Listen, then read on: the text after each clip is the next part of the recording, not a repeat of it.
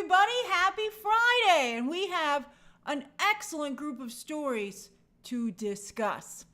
Thank you for joining me for this live stream.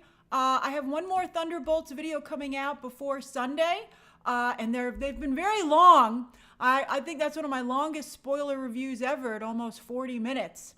Like, for instance, I was going to go live yesterday, but yesterday's spoiler review, I would say, took me in total about 7 hours to make. Oh, Michael, that's so generous of you. Thank you so much, Michael.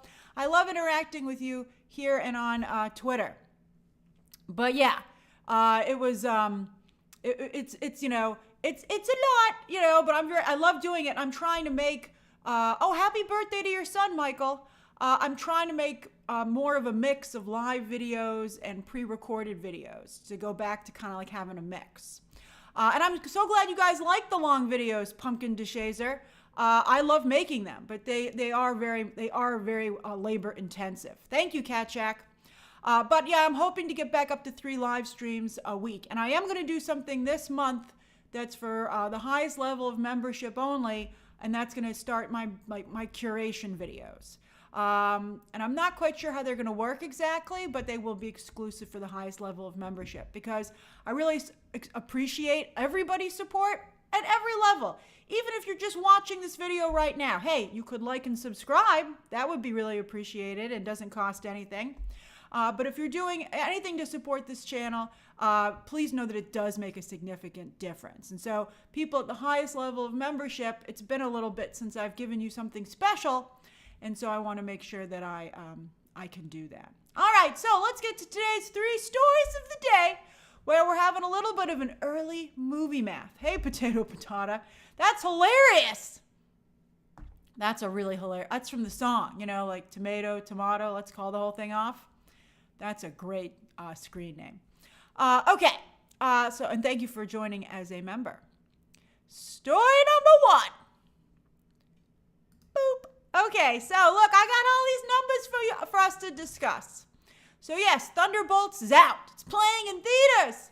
And you know, word of mouth might very well be a factor. I saw when we were starting here, hey Sebastian, that Tatson said that, you know what, maybe I'll see, Tatson, maybe I'll see this Thunderbolts movie that everybody's talking about. And Disney's like, yes, yes. Hey, Ryan. And so the first numbers have come in. And it came in, you know, it's not horrible news, but it's not great news either. It came in with 11.5 million last night. And that's certainly not bad, but it is not. I mean, I think we're going to come to a sobering realization by the end of this section. And so I'll be curious to see if you agree with me. Mika says, so no 100 million. It's not looking good for 100 million. I got to tell you, it's looking unlikely. Now, let's see what's going on here, all right? So that's basically what Captain America 4 brought in. Captain America 4 also opened with 12 million on its Thursday night, and we all know that its box office went on to be horribly disappointing, but it had horrible word of mouth, which I think people were a little unfair to Captain America 4. However, I will say that Thunderbolts is a far better film. Poor Sam. And then it's certainly better, as they said in the trades, than Shang-Chi and Eternals. And I'm like, don't put Thunderbolts with those movies. I put it with Shang-Chi, in fact. I said that I felt it was similar in terms of the quality. But, you know, I think Eternals is a scary comparison because some people really liked Eternals, and yet it did not do well. Thank you, Darius.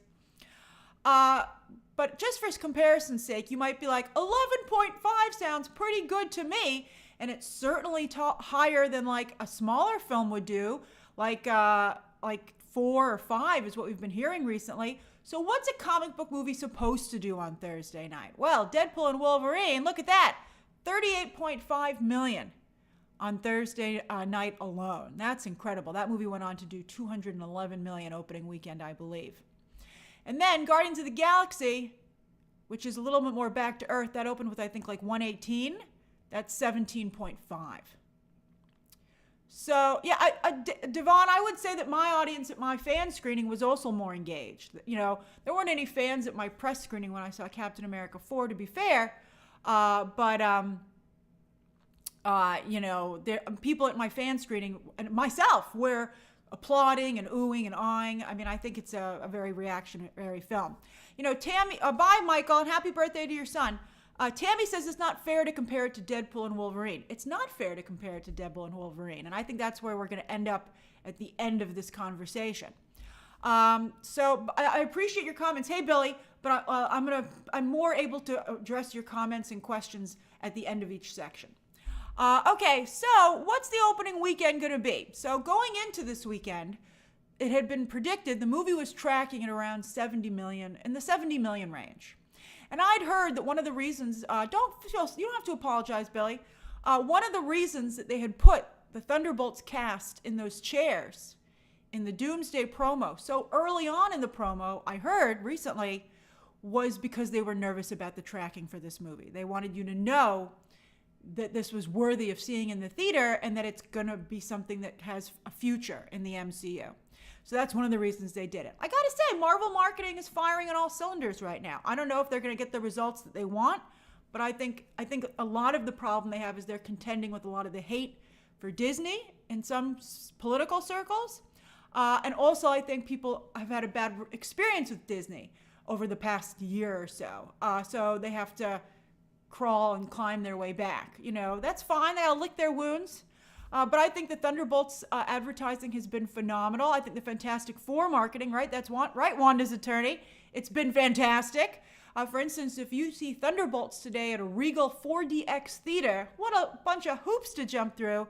You get a 5 card pack, collectible card pack of Fantastic Four trading cards, which is really cool. But I wish there had been I wish those cards were being given out everywhere.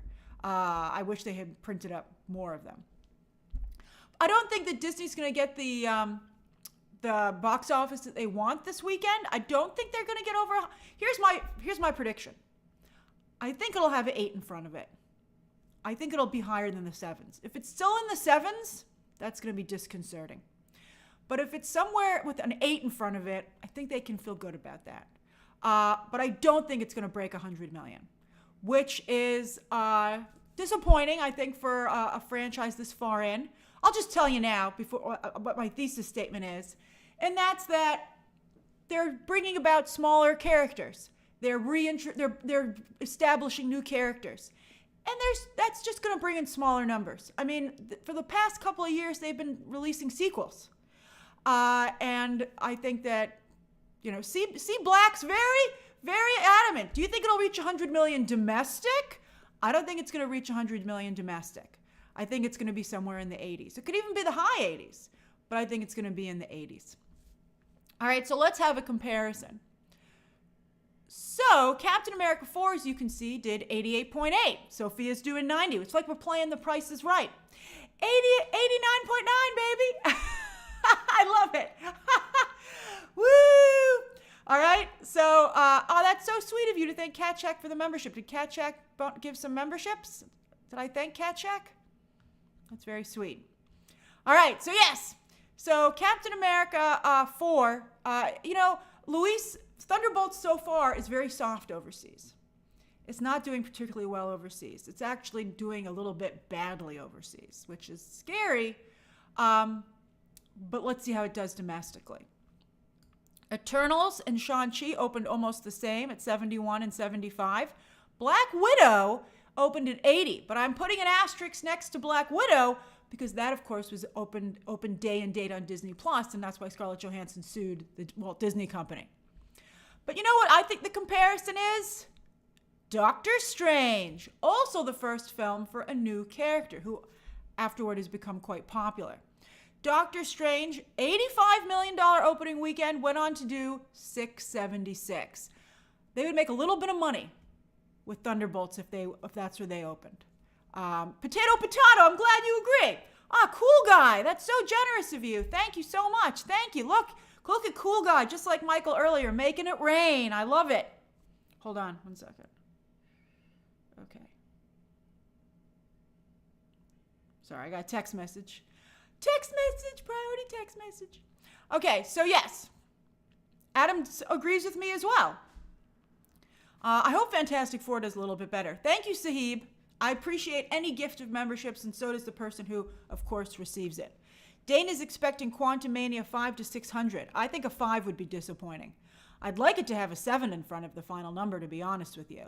But if it can even just get close to 700 million, I feel a little bit better. Roman says, hey, Grace, can you confirm that Thursday night box office is always added to Friday numbers? It is. It is rolled into Friday historically. Sometimes you'll see it broken out in a different way. But for the most part, yeah, it's rolled into Friday. So that really kind of makes Friday almost 2 days. So yeah, that's what I'm thinking. I'm thinking it's going to be like Doctor Strange. But here's something very interesting. Let's talk about Sinners. All right, so Sinners is obviously a film that has have a similar situation to actually Thunderbolts. They're both really resonating with moviegoers at an emotional, personal level.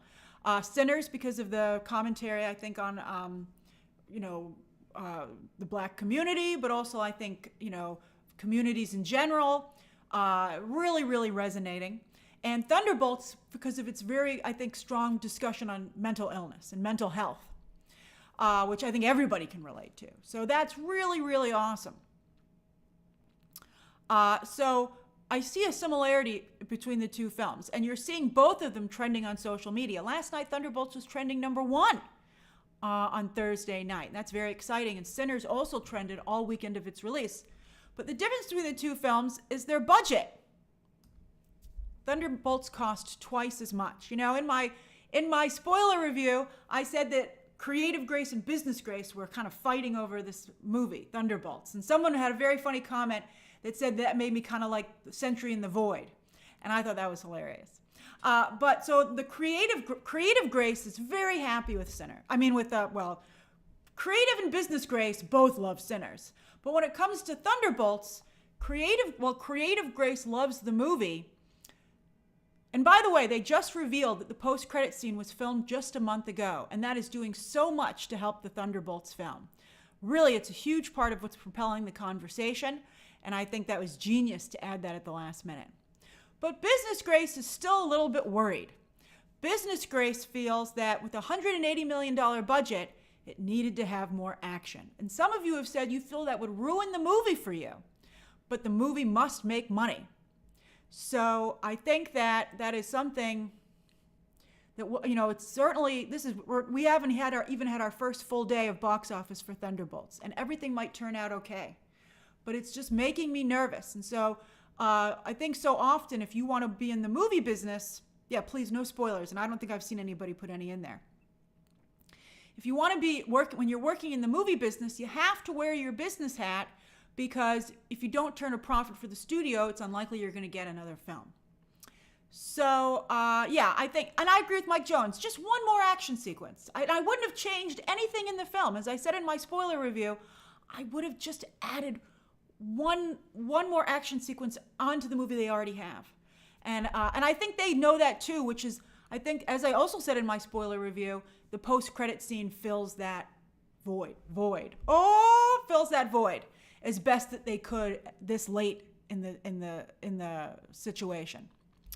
But here's something very interesting. Let's talk a little bit about Sinners a little bit. Randall says your theater was pretty empty. Yeah, I mean, I see a lot of premium screens filling up for Thunderbolts, but when I look at the regular screens, because it's it's a super wide release, a lot of the regular screens are pretty empty, which again, in my opinion, just points to the need to build more premium screens. Because I think a lot of people feel if they're not going to see it on a premium screen, they might as well just see it at home, in a couple. Disney has the longest theatrical window. You're going to be waiting a minute. Hey, Inaruda.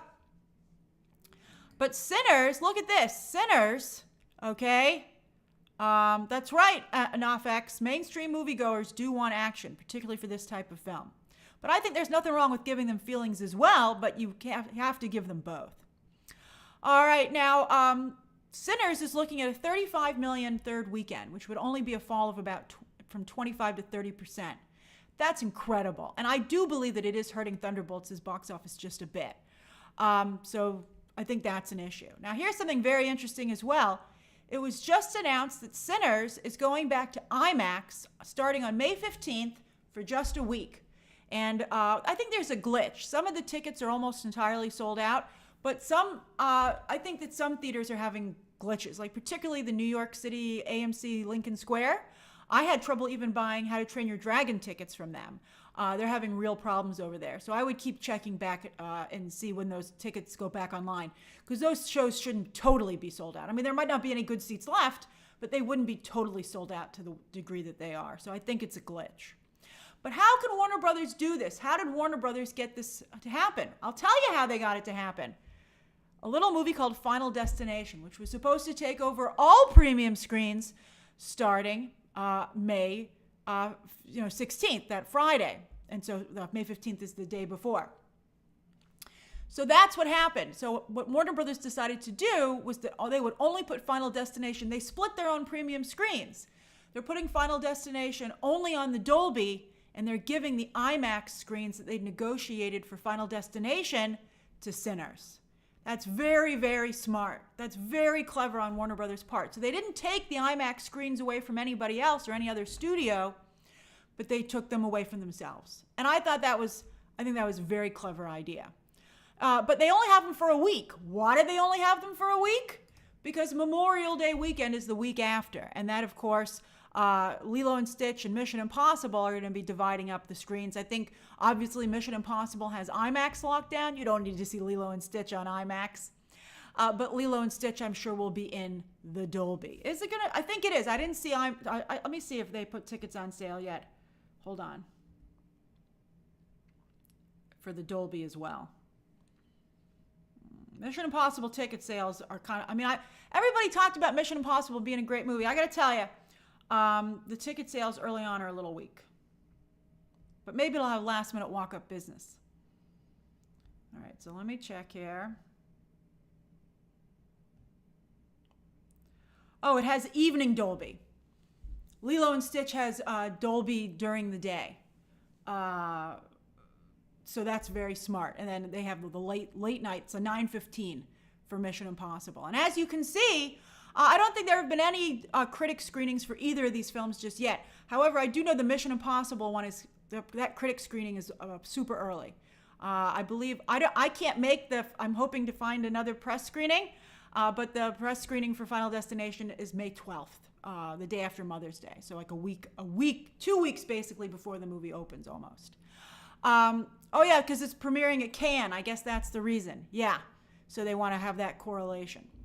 I will be reviewing all three of these movies. I can't tell you exactly when my reviews will come out, but I will be reviewing all three of these films.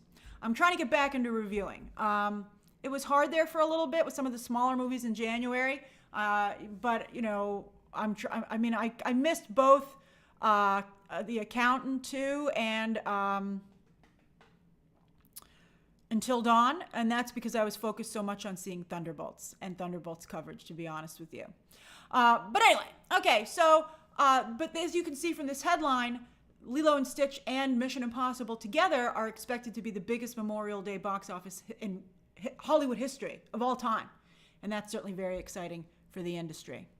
So the final thing that I wanted to say was that, yeah, I feel like 85 or something in the 80s is a little disappointing for a big Marvel movie that's kicking off the summer movie season. Doctor Strange, by the way, came out in the first weekend of November. But for a new team where people don't know the characters very well, I think Marvel's just going to have to invest the time and money into building these characters up. I think that after the reception for Thunderbolts 1, I think if they were to make a Thunderbolts 2, and hopefully maybe they circle back and make one after, in a couple of years after they make Avengers Doomsday and Avengers Secret Wars, I think that it would do considerably better than this movie did. And so you just have to put the time in. You just have to make the investment. And because they added Wanda to Doctor Strange 2, and I saw some of you drawing comparisons between Wanda and Sentry, which I think is a great comparison. And I think if Sentry was fully, and now that we've met Sentry and we're like, oh my God, we love him. I think if you had a full-blown Sentry in a Thunderbolts 2 movie, that film would make close to like Doctor Strange 2 did, or actually make $1 billion.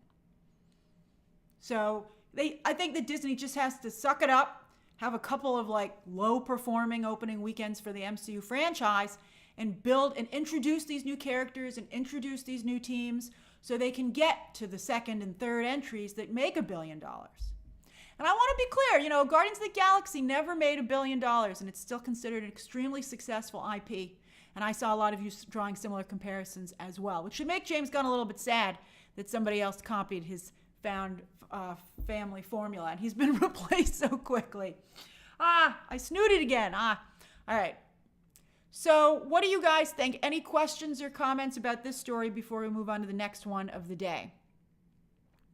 That's right, War and Peace. This isn't a multiverse movie, and I think you can see people really appreciating that. I agreed with Deadpool's speech in Deadpool and Wolverine. The MCU did not handle the multiverse well, and they should stop with it. Although I do think Secret Wars, if that concept art is correct, it's going to be a pretty great story. Let's see here.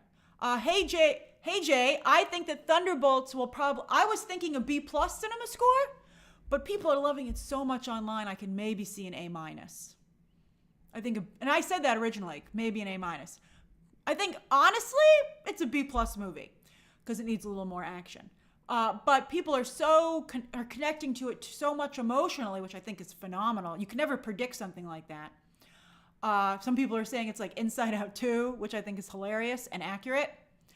A movie that I really connected to emotionally.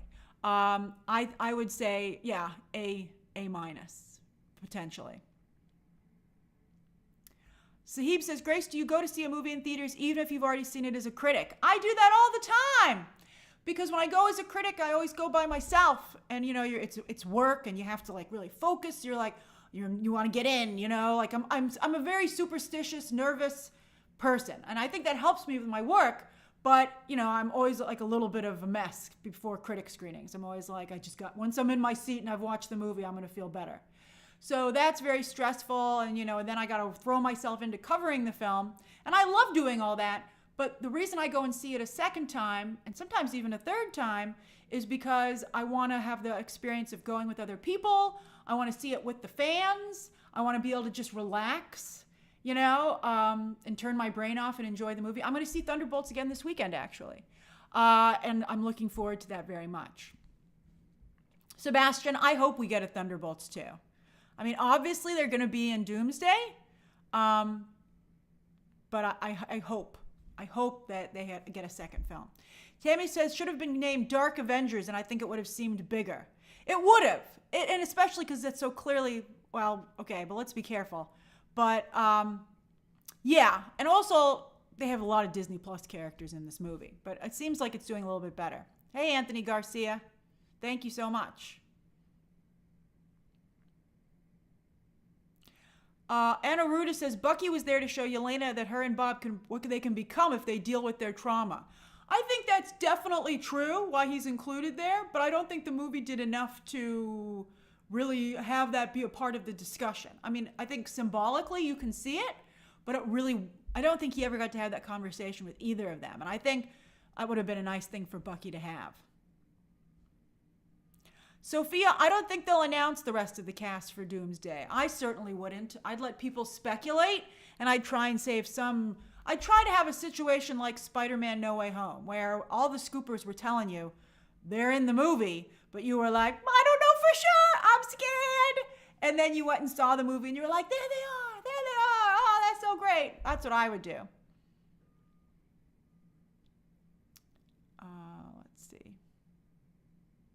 Jesse the Good Witch says this is a top 5 Marvel movie. Wow, that's incredible. I'm not sure. I haven't even thought about it. I'm going to rank all the Marvel movies after Fantastic Four comes out, because that'll be all the Marvel movies until Doomsday in May 2026. Jose says, Thunderbolts affected me in an unexpected way. Tears and cheers. Oh, that's a great. You should send that to Disney marketing over, cheers and jeers. Tears and cheers. That's brilliant. I hope more people watch it. I hope these writers write or co-write an X-Men film. Oh, that's interesting. There are X-Men qualities to this team. I would agree with that. No joke, though, Jose. You should tweet that to the Thunderbolts official account. You should be like, your movie was tears and cheers, and see if they, pick up on it. I think that, I don't know, I agree that Tyler, that I don't know if it's like top 5 of all time, But I think it feels like top 5 because it's been a while since we got like a really good Marvel movie. I liked Guardians though, and I liked Shang-Chi quite a bit. I wouldn't poo-poo those films, you know? And then Pi says, at times like this that I miss Zemo. Yeah, Zemo would have been nice, but maybe he can join the sequel. Maybe if they have a sequel, get Zemo in there. Introduce Songbird. I think you could have a lot of cool stuff. David, have a great time. And I'm glad my videos will be ready for you when you get out of the theater.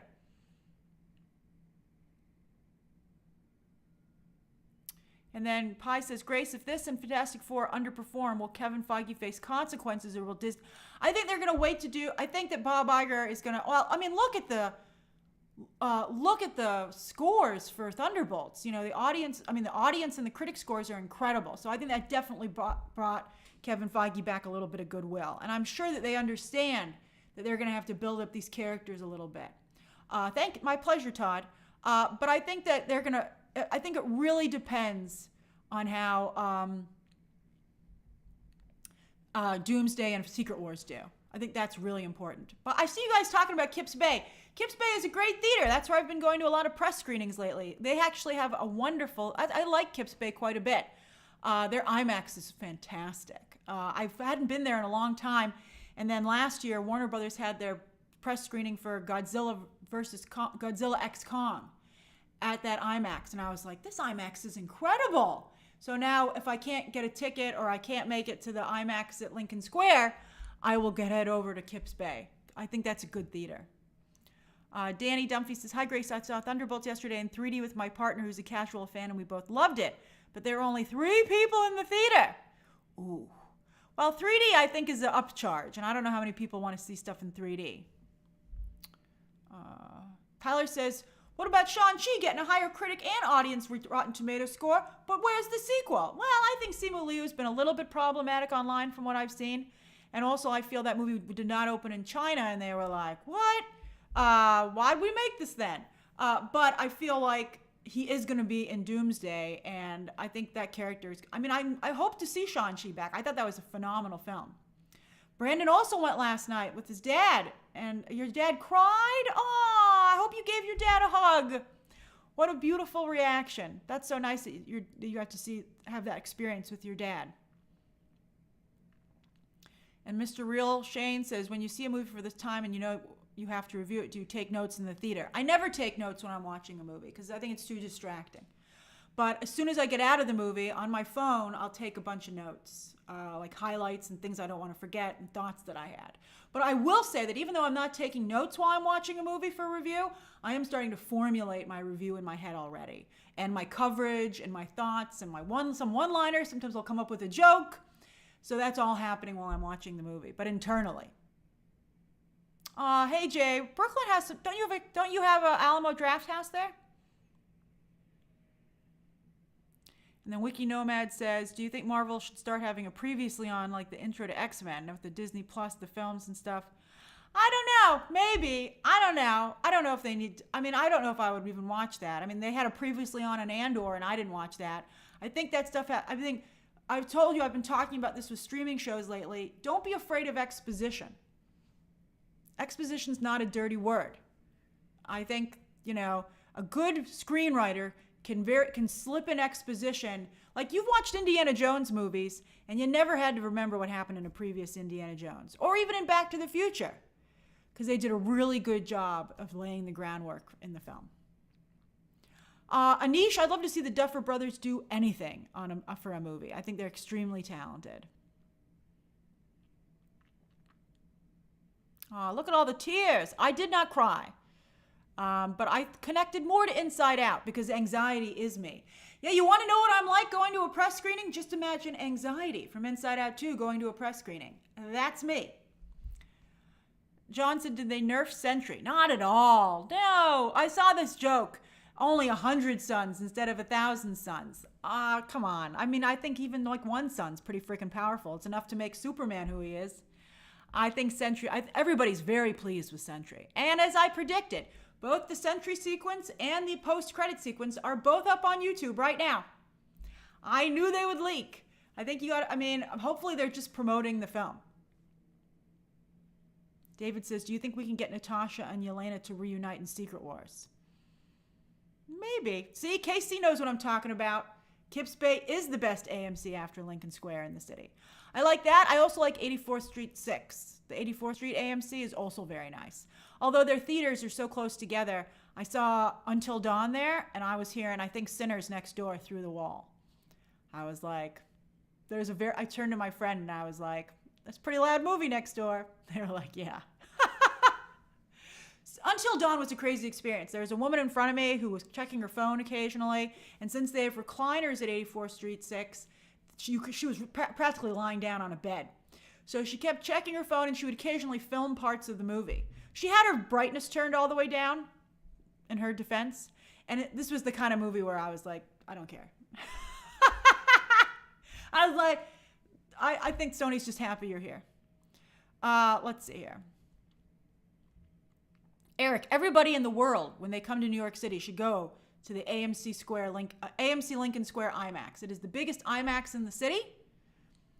And I mean, and not just in the city, but in the entire country. I think one of the biggest IMAXs in the world, and it is truly an incredible experience that everybody should have once in their lifetime. Don't sit too close, because it's a really big screen. You can sit about halfway up and then back, and that's it. Dane says that their fiance, a normie, really liked the film as well. Oh, that's great. That makes me so happy. All right, so let's get going to the next story of the day. See, Pi agrees with me. Truly magical. Okay, next story of the day. We spent over half an hour on that. Okay, story number 2. Boop. Okay, now I brought this in here because speaking of expensive original Avengers, here's poor Jeremy Renner. Oh, this was quite the headline. I think it was yesterday. I feel bad for Jeremy Renner, so let's talk about this. So, he had a recent interview. Here's a screen grab from it. He looks adorable. So, he had a recent interview where they asked him, they said, why haven't you made a Hawkeye season 2? And he said, I don't know if he's fully recovered, Mika. I'm not sure. I can't speak to that. I don't know him. It's up to him. You know, he can share. I think he's been very transparent on his journey. I will just say, I was going to say it later, but he's making mayor of Kingstown, and he looks good in that poster. So I think clearly he can work. All right. So they said, why aren't you making another one of these Hawkeye movies? And he revealed that Disney came back to him with offering him only half the salary that he got for the first season. And he was like, I'm not even asking for a raise. I just wanted the same amount that I was paid for the first season.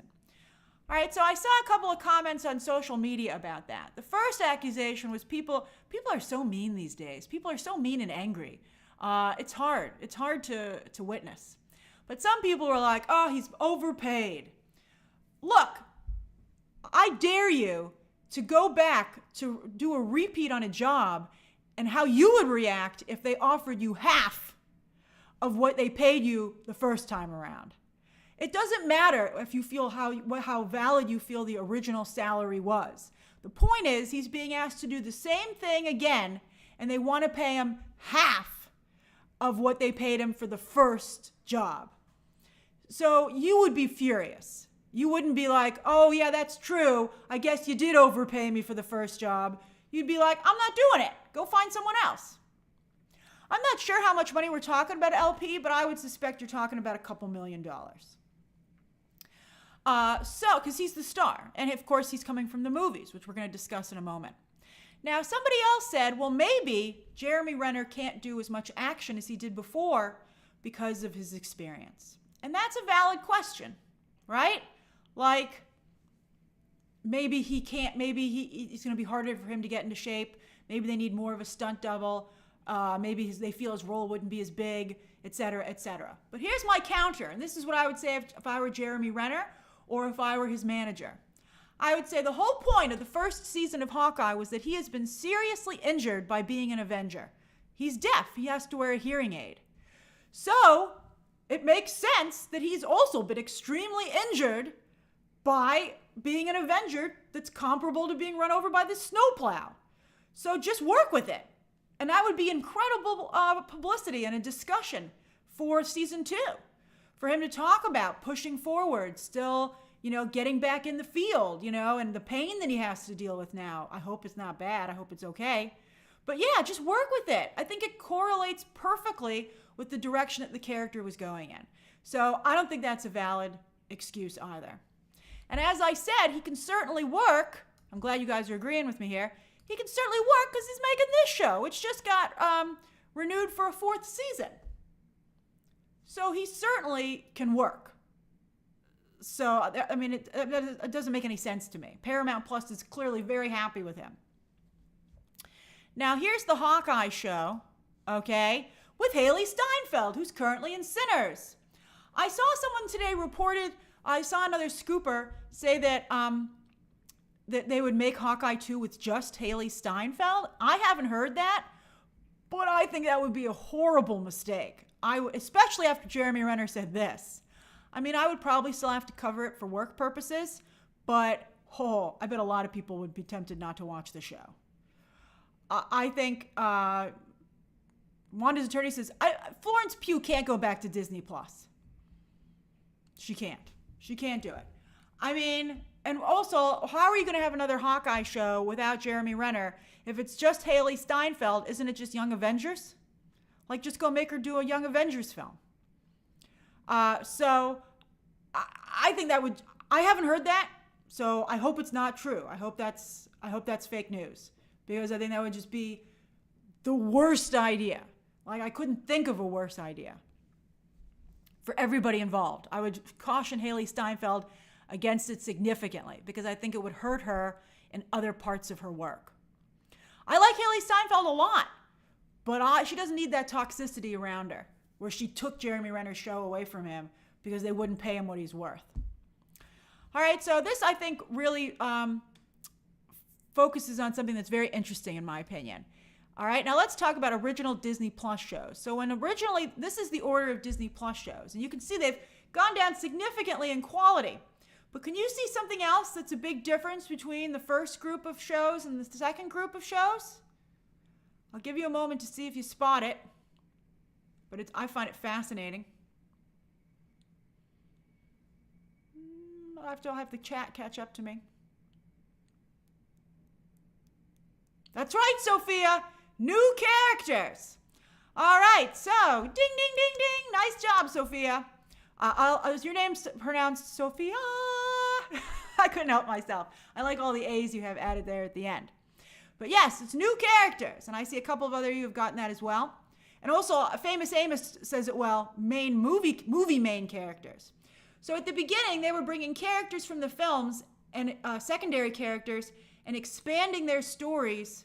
I'm glad you like my joke, Sophia. Expanding their stories beyond the films.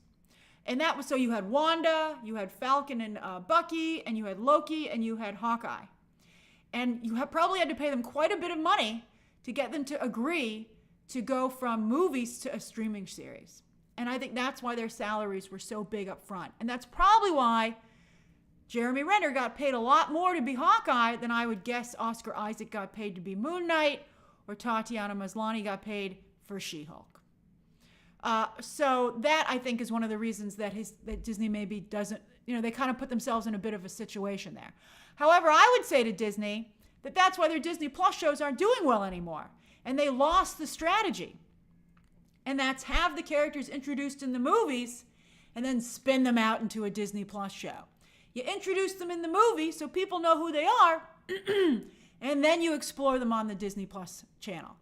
And so I would say we've not only figured the problem with the salary, but we've figured out the problem with the Disney Plus shows. So that's a big mistake. Then, as I wanted to say, I think also this points to diminishing returns on Disney Plus. If they were making tons of money on Disney Plus, they would not have his salary. That's right, Austin. Ironheart was introduced in a movie, and maybe that will help. Although, as some of you have pointed out, her show was supposed to come out in mid-June, and there hasn't been a single trailer or teaser for it, which I think is insane. Like, absolutely insane. So we'll see how it works. But yeah, so I think that clearly these shows aren't making the kind of money where they can put out the kind of salaries that they were for the first couple of ones. And clearly, remember Disney Plus, when it was launching, they wanted to really be like shock and awe. So they wanted to have all this big movie talent. And they paid people, I think, probably too much to get them to do it. And just like Disney Plus has hurt Marvel in terms of audience, I think maybe it has hurt them with their actors as well. All right, so does anybody have any questions or comments about this story?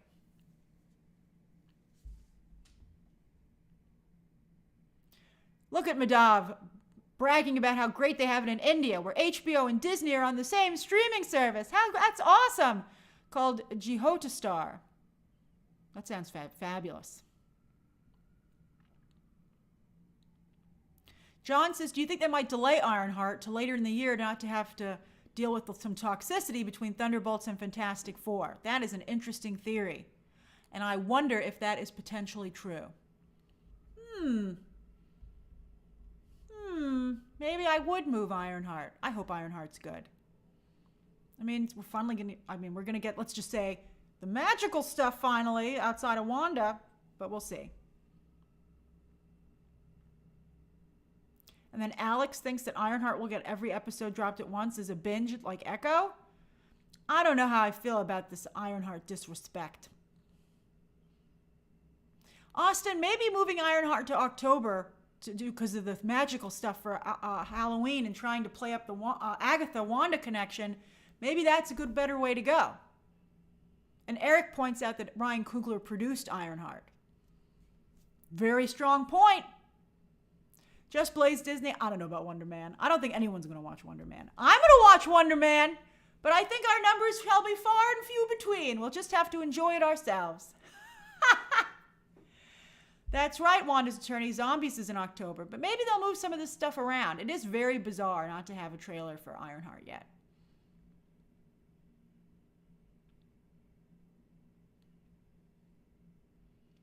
Okay. Let's do a poll. We haven't done any polls. How do you feel about Hawkeye Season 2? Pay Renner. I'd watch just with Haley.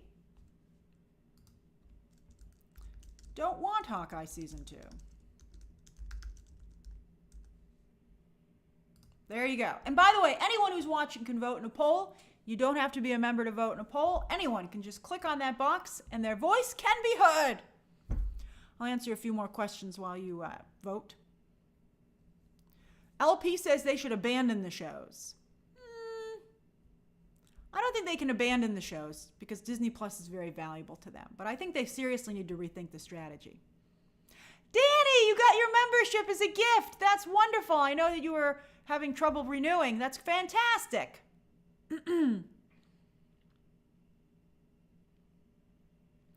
Tedder Todd, I think a Young Avengers show could do well. I worry about it. I don't like junior characters. I kind of want Wiccan to go right to the Avengers, although some of you are very against it.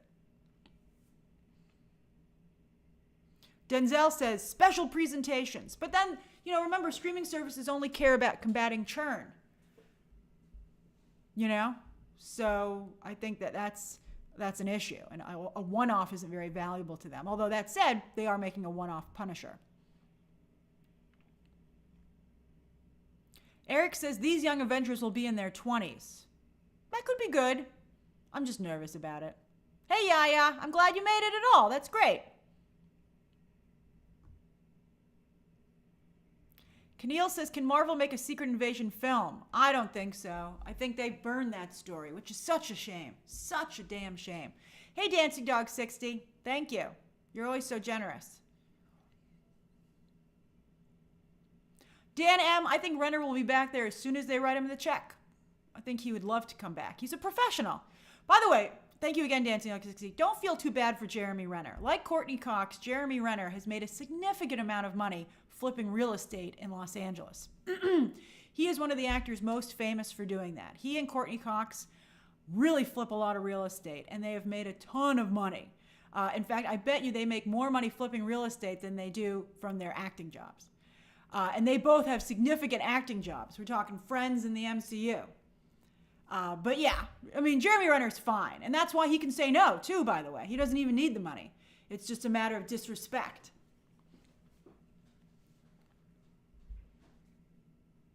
And he's got Mayor of Kingstown. I mean, he's making a lot of money. Jeremy Renner's making a lot of money. Zeus Lapidus says, couldn't they do like 10 to 12 special presentations for the same price as like 2 shows? Oh, that's interesting. Yeah, maybe they could. I mean, Netflix is still investing in original movies, even though most of them suck.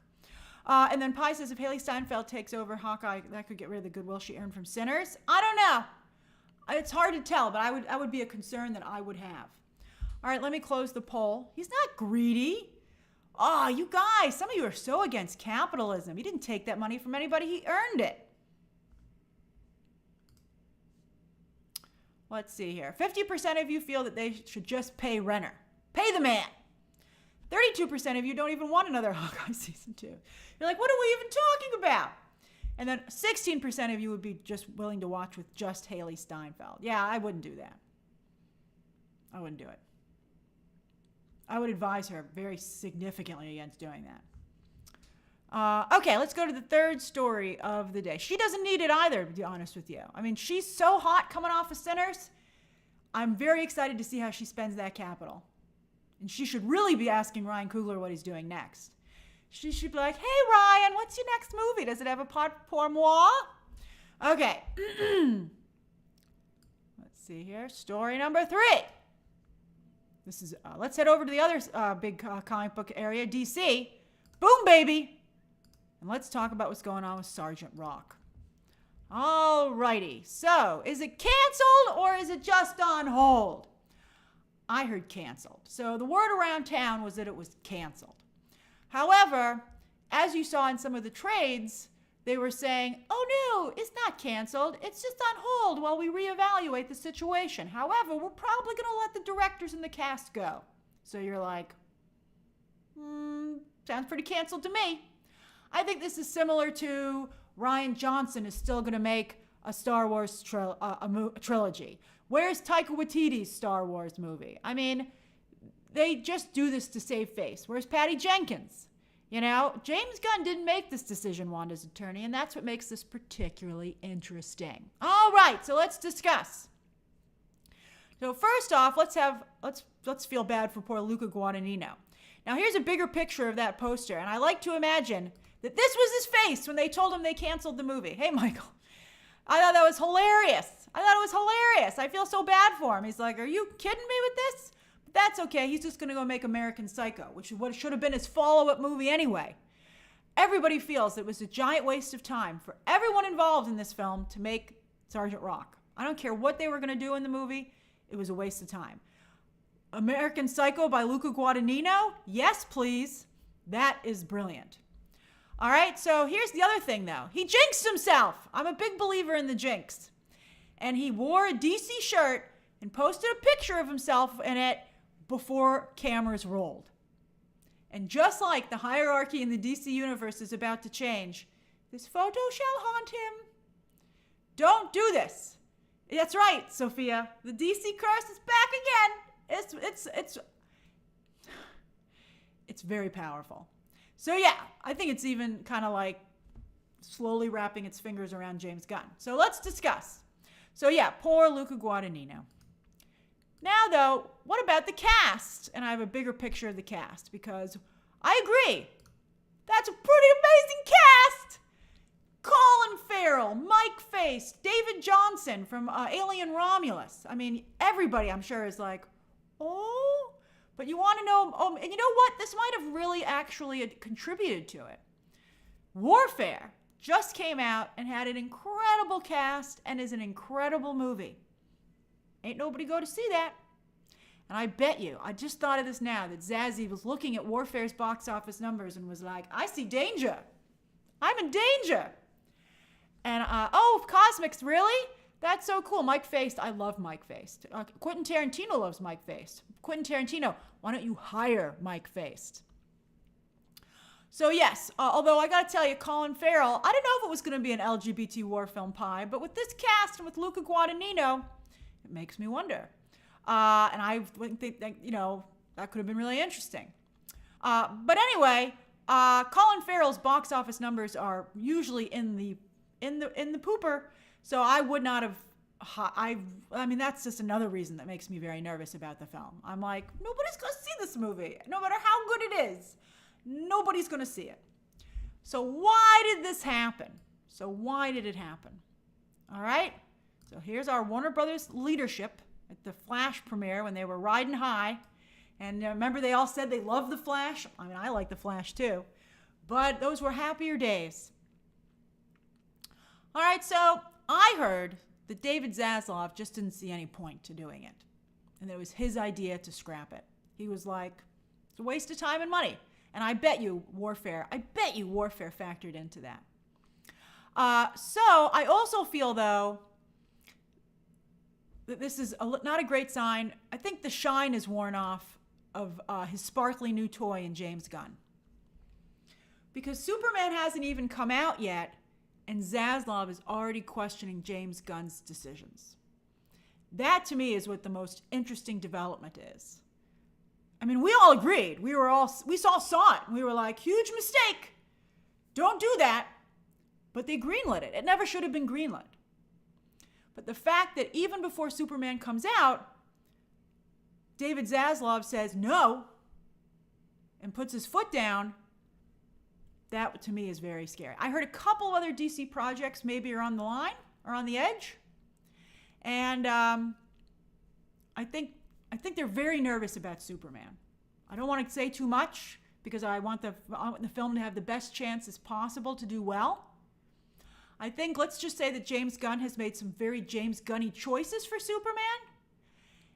And while I think they work and they correlate with James Gunn's previous work that he's done, and I think they correlate with, let's say, how Supergirl is portrayed in the comic book Woman of Tomorrow, I think that people who haven't read those comic books are not going to know how they feel about seeing these elements in a Superman property. And I continue to say that James Gunn, as talented as he can be, I've always had an issue with his taste, his level of taste. And I don't feel that Superman is the right project for him. But I mean, and I do think that people who really like James Gunn will have no problem with the choices that he's made. In fact, they will probably say they're fantastic. And I've heard of people who've gone to see early screenings of this, and it's all over, their reactions are all over the place. Some people really like it. Some people really hate it. Some people feel it's medium. And some people feel it's pretty good. So that's not really a slam dunk in terms of success, right? Like, I think, that doesn't scream 4 quadrant. That makes the film maybe seem like it's going to be a little more niche, right? Like, I think perhaps James Gunn's Suicide Squad film, which again did release day and date on Max, but its box office numbers were much lower than like Dune, which also released day and date on Max. So look at Adamsphere saying good art is niche. Not when you spend hundreds of millions of dollars on it. You guys you guys drive me crazy sometimes. Hollywood is a business. It has shareholders. It has hundreds of millions of dollars in expenses. And, it has to turn a profit. It has to. And that's, you can be fiscally responsible in your choices for sure. Okay, Adamsphere, I'm glad you understand, but it drives me crazy when you say that. Like, I should somehow accept a good film that's a disaster, that doesn't make enough money. Like, I would say, based on what I'm hearing, James Gunn made a Superman film for his fans. And so I think his fans are probably going to really like the film. But I'm not sure how everybody else is going to react to it. I was particularly concerned about what I heard about Supergirl, which I understand why it was done, and I hear it's funny. And it's respectful of Supergirl. I want to be clear. It's respectful of Supergirl.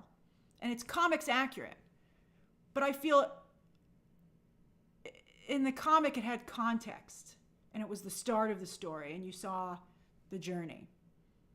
So I don't know. And I heard that Warner Brothers is a little nervous about some of the choices that James Gunn has made, and they're still talking to him about it. The Supergirl movie is safe because they already filmed it. They already filmed Supergirl, so that's definitely going to come out. But yeah, so I think that, I think that that's what you're seeing. I think that when they started out, David Zaslav said, "Do whatever you want to do." Oh, that's right, Juan Gabriel. Batgirl was filmed as well. That's interesting. We'll see. But anyway, I think that when they started out, James Gunn could do whatever he wanted. But I think already, even before Superman has come out, he now has oversight. And that to me is interesting. I agree, Kay Walton. Jason Momoa as Lobo in the Supergirl movie is going to, I think, really be a big plus for that film. Hey, Scores. At first I was against it because he wasn't in the original comic, but apparently he was in the original pitch for that comic. And then also I like Jason Momoa so much in Minecraft. I liked Jason Momoa before, but after Minecraft, I'm actually a Jason Momoa fan. And I would go and see the movie, I'm telling you honestly, as a fan, just for Jason Momoa. And so I think that was a very good idea.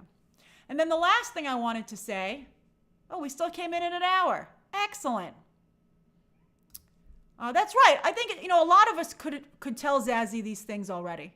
These are very obvious things that we were screaming, "James Gunn, this is a mistake. Don't do that. This is a bad idea." And so I'm very glad. I mean, he needs that oversight. There should be, basically, and this is what I'll say, Zaslav is doing what a Kevin Feige would do. James Gunn is still acting like a creative. And he doesn't have that business oversight that he's supposed to have. And that's why, I don't know what Peter Safran's doing. Maybe he and James Gunn are too close of friends and they feel like they're peers. And so Safran feels he can't say no to James Gunn. But there should have been a person above who is a producer who says no, who says bring that budget down. That's who you're supposed to have. Thanks, you guys. Thanks to Guy Ty. Thanks, Leek. Thanks, Denzel. James Gunn is a creative. And, it's just the same problem. It's the same problem with Dave Filoni in Star Wars. Dave Filoni's not a producer. He's a creative. They need someone to, Kathleen Kennedy is going to retire or at least leave Lucasfilm. And they need somebody else to be a new Kathleen, to be the Kevin Feige. You need an executive. Just like with James Bond, David Heyman and Amy Pascal are going to be in charge of that. And that was I gotta tell you, they couldn't have found a better producer combo for James Bond. All my fears about James Bond melted away. And in fact, I'm very excited. That's right, Wanda's attorney. Keyword executive. Executive. All right. Then the last thing I want to say is, I wonder what this means for the Penguin 2. Will Colin Farrell either be so upset that he's like, "I'm done," or will he be like, "Oh no, I'm unemployed"? Bring out the latex again. Let's do it. I would advise him I don't even want a Penguin season 2 unless Catwoman's in it. If he does a Penguin season 2 and Sophia returns and then Catwoman returns, it would be huge. It would be the biggest, it would be such a big HBO show. It would be insane. All right, so does anybody have questions or comments about this story? Thanks, Bruce Wayne. Wow, are you watching from the Batcave? Am I up on the Bat computer? Batman, I think Zoe Kravitz would do it for sure because she's in the studio. She actually has a significant role in the studio, and she's very funny. Right? The Chosen Loner? If they put Catwoman in that show, teaming up with Sophia Falcone, we'd all go insane. We'd be like, I would rather just have a Catwoman show as well, Faye, but they're not. I think being able to say Penguin season 2 and award-winning Colin Farrell coming back, I think would help significantly instead of having to start from the beginning again. Tammy says, why doesn't someone take the Trinity and skip all the solo movies? That would be great. I would love to watch that. I would love that. I would love to have Pattinson, Corrin Sweat. I cast Wonder Woman recently, who I thought should be the Wonder Woman choices. And I thought that was that would be a great idea, just to go right to a Trinity movie. Although that's what Batman v Superman was supposed to be. And that made $800 million. Mika, I think Luca for Teen Titans would be a great choice. He would be very good, especially with Nightwing. If you want someone who can deliver Nightwing thirst traps, Luca Guadagnino is your guy. There'd be a lot of steam showers in Titan's Tower. Freedom Tompkins says, is what you said is true. This is giving me Batman v Superman vibes. About Superman? Well, I told you that Zack Snyder and James Gunn were basically the exact same person. They're just, they have different aesthetics. But that's fascinating. I didn't even think of that. That's very funny. I think, thank you, Brent. That's very possible that it would be like that's true. Like Zack Snyder's fans, like myself, loved Batman v Superman. We're like, the man's a genius. And everyone else was like, oh, that's brilliant. Oh, who said that again? I want to give them another shout out. Freedom Tompkins. That's brilliant. I think that, and I just like, I'm sure just the same, just to be fair. Those of us who like Batman v Superman were like, I don't see how anyone could hate this. And I think the James Gunn's fans will feel the same way. That's amazing to me. And it really, really proves my original statement. They're the same person. That Zazie just switched one out for the other. That's shockingly crazy. Dancing Dog 60 says, I think Superman does well simply because the world knows who Superman is. But I don't know. Let's see. But Sergeant Rock would definitely tank. For sure. I'm positive that movie would tank. Especially because they would have to spend a comic book level budget on it. I mean, thankfully, Warfare was dirt cheap to make. Warfare is a great movie. Make sure you see that when it comes out on digital, I believe, next week. But I'm not sure how Superman is going to do. Remember, Man of Steel was also about Superman, and that only made about $600 million, in the $600 million range. That's why Batman is in Superman 2. Because they were like, not making enough money. Paul says, was there no oversight on Superman to make sure he didn't make these kinds of choices? I think at that point they were like, we got James Gunn! And they let him do what he wanted. And that was a mistake. And now they're stuck and that they're already deep into post-production. Thanks, Bruce Wayne. I'm glad you like my analysis. I really appreciate that. I've always tried to be fair. Some people would say I have an axe to grind, but that's not true. I pride myself on just being very honest and fair. If James Gunn turns around and delivers a blockbuster hit film, I will be the first to say it. And I will say it did so well, it's amazing. Maybe I'll love it too. I liked his Guardians of the Galaxy 3 a lot. And his Guardians of the Galaxy Christmas special. Thank you, War and Peace. That's a funny name too.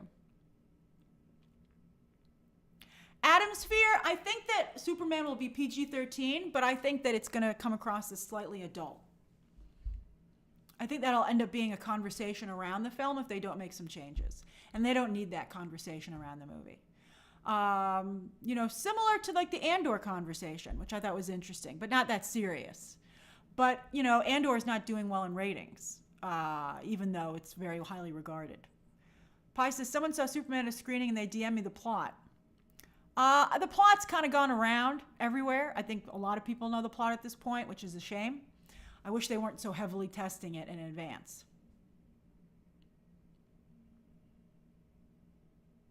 That's right, Juan Gabriel. James Gunn was the one overseeing, but yet he was overseeing himself. And you can't oversee yourself, man. You can't do that. You need someone else. You should want someone else to oversee you. You should never be the final, you need someone you can trust who privately says, I think you might have made a little mistake here. I would change this and that. I mean, you can, at least for you even to consider. You don't have to necessarily take their advice. Ramonzilla says, I like some of Gunn's work, particularly Guardians of the Galaxy, but some of his humor and style is a bit too fratty or too bro-y or crass. Yeah, I think, I want to be clear. I think it's going to be like Guardians of the Galaxy level humor. And, that was a little crass, the first one. But it was fine because of the characters that he was working with. And I think that this would be perfectly fine with different characters. Like maybe James Gunn should have done the Supergirl Lobo movie. Like maybe that would have been a better fit for him, to be honest. I don't know if he should have done Superman himself. I think James Gunn writing Lobo would have been brilliant. I think he would have been, maybe he did some rewrites on it. I mean, I think he would have knocked that out of the park.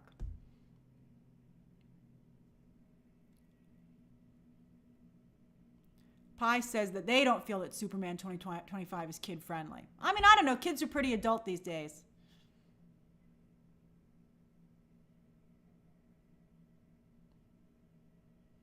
Adam Sphere says, who would you have direct Superman? It's really hard.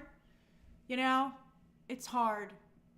I'm not sure. Maybe the Duffer Brothers, because they did such a good job with Stranger Things and that middle America vibe. That's who I would go for, actually, the Duffer Brothers. I think they've already dealt with aliens or like an alien world. I think they'd be great. Oh, I'm glad you like my choice. That's who I would have chosen. I would have waited for them. I'd be like, whenever you finish Stranger Things, come on over here. Duffer Brothers on anything, Sockley. I think they're really talented. All right, so let's go to the Q&A section of the video, and we'll go for 10 minutes. All right, it's 10. I like to do it actually on the timer. It's easier for me to see the time. We'll go for 10 minutes starting now. Oh yeah, booyah! That's what I like to say. Score says, "Is Star Wars dead? Can it be saved?" I don't know if it'll ever be what it once was, to be honest with you. Let's see how Ahsoka Season 2 does. Sebastian Berm says, John Malkovich and Martin McDonagh again shooting Wild Horse 9 in Chile. Huge Oscar contender. John was locked in. New Banshees of Inisherin? Well, it'll certainly be a front runner. I mean, I'd have to see the film, but that does sound like a pretty nice package. Jesus says, hey, Grace, thanks for making the 5-year badge. Oh, it looks good on you. It's been a pleasure being a member for so long. Oh, you mean a lot to me, Jesus. That's really wonderful. I love seeing that next to your name. Sana, you're in London. I was just in London over the holidays. Oh, how do you and your boyfriend? I hope you're having a great time. London is so fun. There is a virtual reality experience at the Tower of London with Draco Malfoy is in it, actually, the actor. I loved doing that. You should try and do that if you have time while you're there. Thanks, Ryan K. You're always so sweet. J. Jonah Jameson, I saw Chris Claremont talking about that stuff. I hope he's mistaken. It would be really a jerk move for him to reveal anything about the upcoming films. Anna Ruda says, what's your most anticipated film in May? Well, now that Thunderbolts is out, Lilo and Stitch. You know, that's the thing. Everybody's always like, Disney, but they always have the hottest movies. Although I do think Superman, for better or worse, is certainly going to be the most talked about movie of the summer, as I said in my recent video. Wiki Nomad, I've never done a 4DX or ScreenX thing. I have some family members who recently tried it and they loved it. So I would like to do that at some point. Hey, Sam. Dancing Dog 60 says, maybe people will see Mission Impossible this summer because there's no Barbie? I hope so. I sure hope so. The ticket sales have been so far not great. Dane says, Grace, who are your top 3 favorite actors, male or female, dead or alive? What? I can't do that off the top of my head, although I will say I'm a huge Jimmy Stewart fan. I love Jimmy Stewart. I've seen almost all of his movies, except his westerns. I don't like late Jimmy Stewart so much. But I'm a big fan of Jimmy Stewart. Innovative David, that's a nice name, says, do you actually believe Halle Berry will not appear in Doomsday, even if not just for a handful of scenes? She was pretty adamant about it on the red carpet, and I do believe it's a salary issue. I would pay her what she needs. I think it would seem wrong to bring the X-Men back, the Fox X-Men, and not have Halle Berry there. Tony, it's my pleasure. You guys brighten my day up as well. Oh, J. Jonah Jameson knows that the Westerns are bad.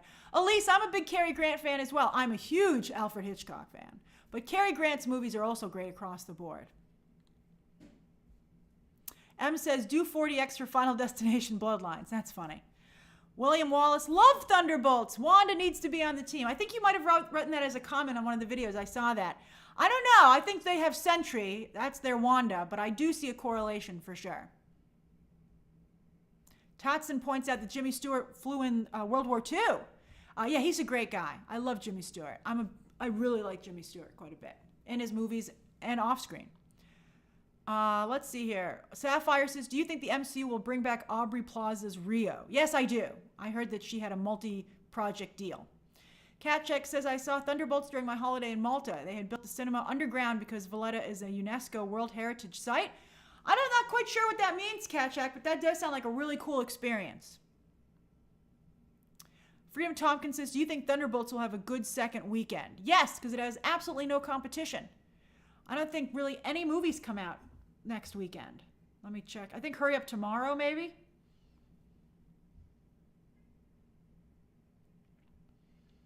But Final Destination isn't until the 16th. Yeah, the only things coming out are the movie from A24, Friendship, with Paul Rudd, and also some small, tiny movie called Fight or Flight with Josh Hartnett. Yeah, they're going to have a pretty good second weekend.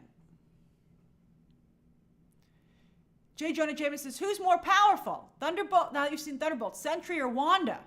They might be evenly matched, I have to say. Like, Sentry is more physically powerful, but Wanda, of course, can, she has magic. Ezra says, when do you think they'll start doing Ironheart advertising? If they're not going to move it, it would have to be, like, any day now, to be honest with you. Hey Jay says, do inconsistency in how New York City is shown in movies bother you? Moved here a year ago sometimes, and the New York City logic is so off it bothers me. Yeah, it is funny when you're watching a movie that's set in New York, and they're like, let's go here. And you're like, that's actually across town. It's hilarious. But I love seeing New York in movies. I think it's a really great movie town.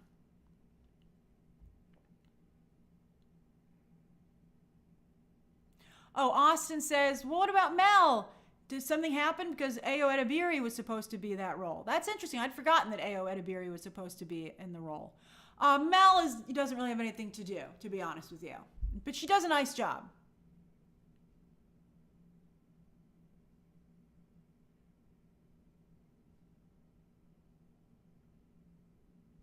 Faye says, what are your thoughts on Ryan Coogler saying he isn't planning a Sinners sequel? I think the movie is fine as it is, but I know people want to see it continue.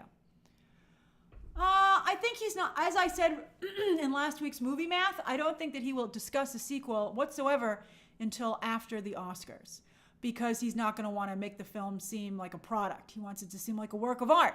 So even if he's internally thinking of a sequel, he will not discuss it or even admit to it until after the Oscars. William Wallace says, Hacks is underrated. Thank you for recommending it. My pleasure.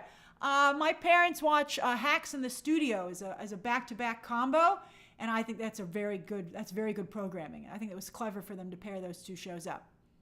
Wow, be kind to yourself. That's so generous. Thank you. I think comic book movies need to focus on better storytelling and better writers, take their time and not rush their projects, more accurate casting, and stories that match more classic comic book stories. I think that's true, and that's funny that you say that, because I've been seeing all the love for Lewis Pullman as Sentry. And I feel bad about it because Stephen Yeun is so talented, but I do not think he would be as well accepted as Sentry because he's not comics accurate. And also, I think that a lot of guys these days, a lot of straight guys, feel overlooked and their feelings not considered. And I feel that the love that is given to Sentry is helping a lot of the groups that normally maybe would attack the film feel that the film speaks to them. So I think that really worked. I think that worked well. And I think that Stephen Yeun will find another great role.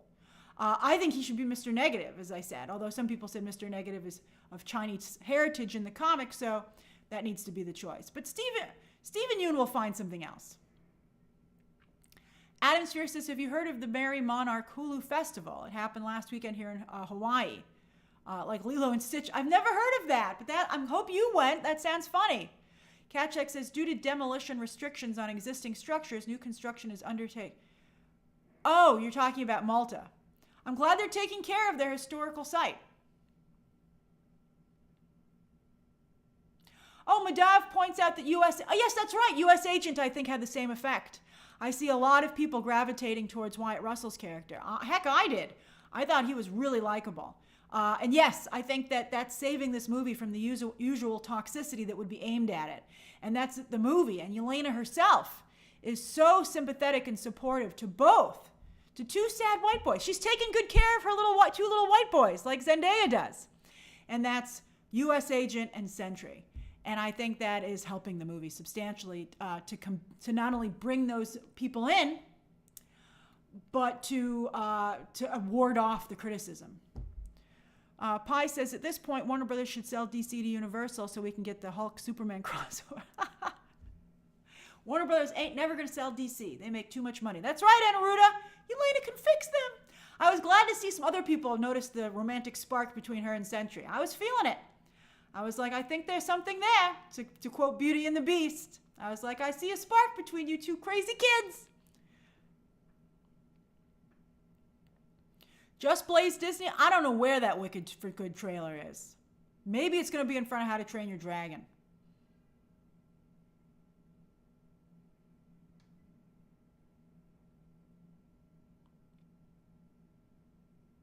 Danny, that's right. A lot of people are asking where the New York characters were during this movie. And yeah, I mean, you never think about it in the comics, but I think that regular moviegoers in particular do think of that kind of stuff. And it is kind of weird. You know, like, where was Spider-Man? People said he was sucked into the void already and couldn't get out. J. Jonah Jameson said, didn't Hulk just revert back to Disney? I'm not sure about the rules of that. They can certainly do Hulk content, but I don't know if they can do a Hulk standalone movie. I think I saw a headline that it had reverted back. But apparently Disney is in no rush to do anything about that. All right, my time is up. It's been 10 minutes. And Preet says, how are the ticket sales for How to Train Your Dragon doing? It's hard to tell. They were glitchy yesterday. And I don't think they really made it clear that they had gone on sale. If you don't know, How to Train Your Dragon 2 tickets, the live action How to Train Your Dragon 2 tickets have gone on sale. Oh, Rashad, that's right. I haven't done shout-outs in a while. All right, let's do some shout-outs. Let's do some quick shout-outs. Because my end credits video is just not going to be ready today. I'll have to put it up tomorrow morning. All right, so let's do some shout-outs. Where are you and what are you doing so I can say hi? Oh, look, Adam Sphere's having a day off. I love it. You have a great weekend too, Elise. Danny's in Guatemala as usual. It's always so nice to see you. Jikos is taking his family to see Thunderbolts tomorrow. I love it. Spreading the love. Hey, Angeliana in Greece. Scores is in Denver. Let's see here. Thanks for the update there, Pi. That Universal still owns the distribution rights. Let's see here. Degai Tai is stuck at work on a Friday. Well, it's almost Saturday. You can rejoice in that. Mystic says, took myself to see Thunderbolts today. Had a great day. Good for you. I see all movies by myself as a critic. I always go to the movies by myself as a critic, and I have a great time. John Ashford says, folding laundry. I'm glad to keep you company. Anna Ruda says, I am in India. Thankful that it's the weekend. I love talking to you guys all across the globe. Oh, look, Senior Heck is getting LASIK surgery. Oh, fingers crossed for you. We'll be thinking of you. I'm glad you're taking care of yourself to make sure it goes well. Rashad says, getting ready for work, had a job interview yesterday for a different position. Oh, I love it. You're going to stay at the same place, but maybe move up or unilaterally. But fingers crossed for you too, Rashad. Tony says, enjoying my day off and watching Thunderbolts for a second time. In the same weekend, I love it. Sebastian's in Chile on their way to a sauna. That's fantastic. Asensio is in Fresno, California, while Tatson is in Vancouver, Canada. I'm glad you're still our friends of the North, Tatson.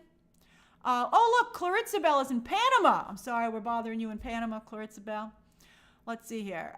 Justin all along says, hi, Grace, jumping on the end to say hi, seeing Thunderbolts on Sunday. Oh, that's great. I hope you can avoid spoilers. Oh, look, Madav is in India as well. Oh, hi, it's so nice. India loves movies. You guys are fantastic. I think you're the second, Brazil and India are huge movie communities. John Daniel is working from home in New Jersey. Oh, wow, going to New York City tomorrow to see Stranger Things on Broadway. Okay, I'm so glad you told me that. I've seen it. I love it. They have a real problem loading the theater, and they will start before it's fully loaded. It's an incredible beginning. In fact, the best part of the show is the opening sequence. So I would recommend, John, that you get there early.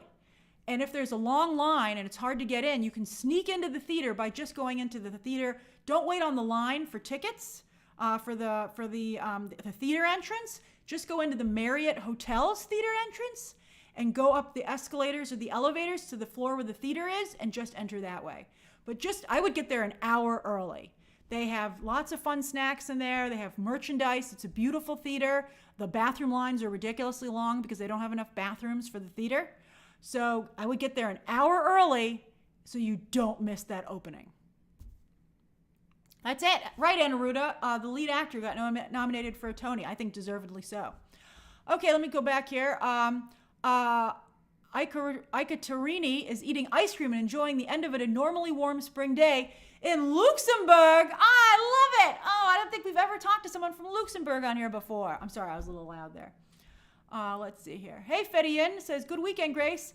To the next movie, you're looking forward to the next movie math video. I love all the abbreviations here. It's fingers crossed for Daredevil Born Again to be in the top 10. I love it. It took me a minute to decipher it, but your brevity is impressive.